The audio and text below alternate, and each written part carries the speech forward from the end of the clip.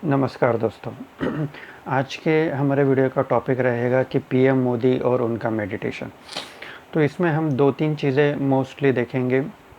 सबसे पहले ये कि पीएम मोदी को मेडिटेशन में जाने की ज़रूरत क्यों पड़ी और विपक्ष का इस बात को लेके क्या दृष्टिकोण है, वो किस एंगल से देख रहा है। ठीक है, ये पहली बात। दूसरी बात, मेडिटेशन में जाके पीएम मोदी करेंगे क्या और क्या एक्चुअली एज ए स्पिरिचुअल साधक करना चाहिए हमें भी, हम उससे सीख लेंगे और कैसा फ़ायदा होता है मेडिटेशन का।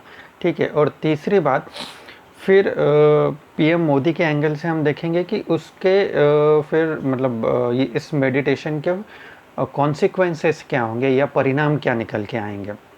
ये 3 मुद्दों पे हम बहुत ही क्विकली डिस्कशन करेंगे और स्टार्ट करते हैं अभी। ठीक है, तो देखिए दोस्तों, यहाँ पे सबसे पहले मैं एक डिस्क्लेमर देना चाहता हूँ कि ये कौन मेडिटेशन को बैठा है, किस पार्टी से है, किस राज्य से है, किस कास्ट से, उससे हमें कुछ लेना देना नहीं है। हमें इम्पोर्टेंट चीज़ है स्पिरिचुअलिटी और मेडिटेशन। मैं ये चाहता हूँ एज अ स्पिरिचुअल गुरु, छोटा मोटा गुरु, ये चाहता हूँ कि हमें किसी भी चीज़ से कुछ अच्छा, मैं ज्ञान का मोती निकाल के लाऊं और आपको प्रेजेंट कर सकूं, आपको कुछ ज्ञान दे सकूं। ये मेरा इस वीडियो बनाने का उद्देश्य है। तो सबसे पहली चीज़ कि पीएम मोदी को मेडिटेशन की ज़रूरत क्या पड़ी, क्यों पड़ी।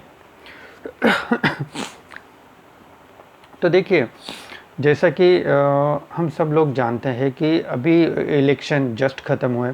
इलेक्शन के 7 चरण थे और पूरे ऑल ओवर इंडिया, मतलब बहुत सारे लोकसभा क्षेत्र में उनको घूमना पड़ा। और अभी के रिसेंट डेटा के हिसाब से, सर्वे के हिसाब से, जितने भी स्पीकर्स थे या ब्रांड एम्बेसडर्स जो भी थे, उनमें सबसे ज़्यादा सभाएं पीएम मोदी ने की है। 200 सभाएं की है, 200।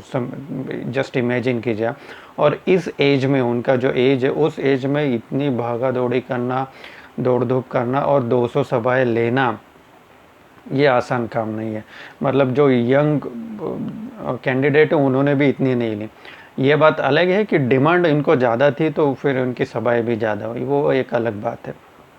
ठीक है, तो पहला मुद्दा ये कि इतनी सारी सभाएं एक के पीछे एक करने के बाद आदमी को थकावट आ जाती है, आदमी थक जाता है, फिजिकली भी, और फिजिकल से ज़्यादा मेंटली थक जाता है। रूटीन काम करना एक थोड़ी अलग बात है और ये खास प्रचार सभाएं लेना एक अलग बात है। पूरी गर्मी में 40-45 डिग्री सेल्सियस इतना टेम्परेचर रहता है। एक अपने राजभवन में बैठ के काम करना एसी में वगैरह, वो अलग बात है। ठीक है, एज भी मैटर करता है।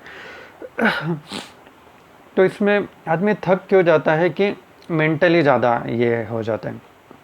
क्योंकि देखो, यहाँ पे आपको आरोप प्रत्यारोप करने ही पड़ते हैं, ये एक रूल है। अगर आप वोट मांगने के लिए जा रहे हो और अपने अपने क्या काम किए वो गिनाना, ये करना, मेंटली स्ट्रेस बहुत आ जाता है। और क्या होता है कि ये बात नहीं कि सिर्फ हम बोल रहे, अपोजिशन भी बोल रहे हैं। तो अपोजिशन को भी कुछ मुद्दे चाहिए होते हैं, तो वो असली वाले मुद्दे, नकली वाले मुद्दे, कुछ मनगढ़ंत कहानियाँ बना के आपको मेंटल प्रेशर देंगे कि इन्होंने ये नहीं किया, बेरोज़गारी बढ़ गई, इन्होंने अर्थव्यवस्था ख़राब कर दी, ये वो झूठे आरोप भी लगते हैं। तो इस दौरान मेंटल प्रेशर बहुत ज़्यादा बढ़ जाता है। और इसीलिए कोई, मेरे लिए तो कोई आश्चर्य की बात नहीं, क्योंकि I am observer, deep observe करता हूँ मैं सभी चीज़ों को। तो मेरे लिए ये कोई आश्चर्य की बात नहीं है कि जैसे ही सभी चुनाव के चरण ख़त्म हुए, 7 चरण ख़त्म हुए, वैसे ही वो तुरंत उन्होंने मेडिटेशन की अपना रुख किया या कन्याकुमारी गए। अभी लोग बोलेंगे कि कन्याकुमारी ही क्यों गए, तो एक प्लेस का ऑरा भी रहता है, एटमॉस्फेयर भी रहता है, और शांत वातावरण है, और स्वामी विवेकानंद ने वहाँ पे वो रहे हैं, तो बेस्ट प्लेस था, उन्होंने वो चूज़ किया। ठीक है, अभी सेलिब्रिटी और ये बड़े राजनेताओं में क्या डिफरेंस है, तो उसका मैं एक अलग वीडियो कभी बनाऊंगा या इसके नेक्स्ट डे बनाऊंगा। ठीक है, तो ये पहली बात होगी। अभी दूसरा मुद्दा आता है कि विपक्ष इसको किस तरीके से देख रहा है। अभी विपक्ष के बयान इस तरीके से आए हैं कि ये सब दिखावा है, ये सब ड्रामेबाजी है। तो मुझे सुन के हंसी आए, पीड़ा भी हुई एज अ स्पिरिचुअल साधक, क्योंकि मेडिटेशन को लोग ढोंग कहते हैं, तो मतलब क्या बोले। अब ये उन लोगों की सोच ही छोटी होती है, या वो उस लेवल तक पहुँचे ही नहीं कि वो मेडिटेशन को समझ पाए, क्योंकि मेडिटेशन काम कैसे करता है उन्होंने कभी किया ही नहीं, इम्प्लीमेंट ही नहीं किया है, तो ये उनकी सोच है। अभी उनका मुद्दा यह है कि ये ढोंग कर रहे हैं, ये पब्लिसिटी कर रहे हैं, तो मुझे ऐसा बिल्कुल भी नहीं लगता।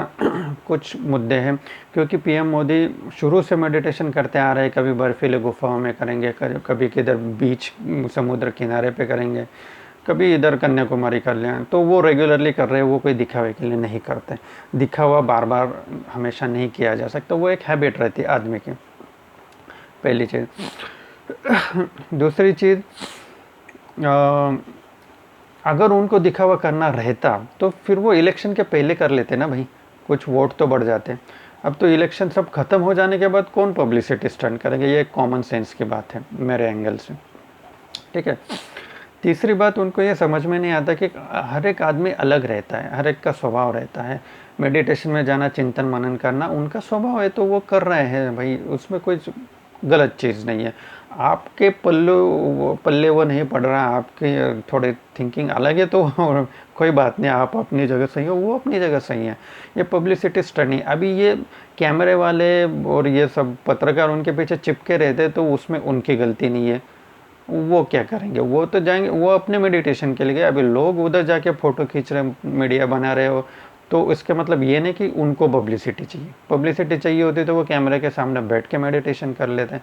तो किसी को भी बिना जांचे परखे ब्लेम मत करना। यहाँ पे मैं किसी पार्टी का सपोर्टर भी नहीं हूँ, विरोधक भी नहीं हूँ। मैं उन लोगों के अगेंस्ट हूँ कि जो स्पिरिचुअलिटी को बदनाम करते हैं, ठीक है। अगले वीडियो में हम इसका पार्ट 2 बनाएंगे, ज़्यादा कवर करेंगे। Thank you so much. कैसे लगा, सब्सक्राइब कीजिए।